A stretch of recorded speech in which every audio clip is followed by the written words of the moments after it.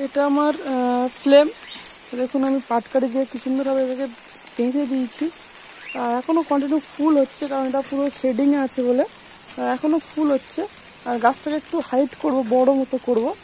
এটাকে এখানে 16 ইঞ্চি টবে বসানো আছে, এখনও কন্টিনিউ ফুল হয়ে যাচ্ছে। ঠিক আছে, এটা ফ্লেম ভ্যারাইটি। আমি আজকেই মিডিলের এই পাটকাঠিগুলো দিলাম সাপোর্টের জন্য। দেখা যাক নেক্সট কতটা এটাকে বেটার করা যায়।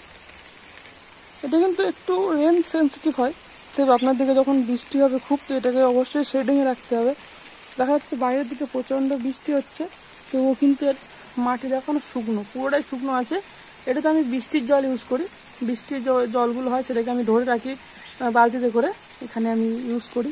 গাছটার গ্রোথটা দেখে নাও, খুব সুন্দর আছে। ভিডিওটা ভালো লাগলে লাইক দেবে, চ্যানেল নতুন হলে অবশ্যই সাবস্ক্রাইব ফলো করে দিও।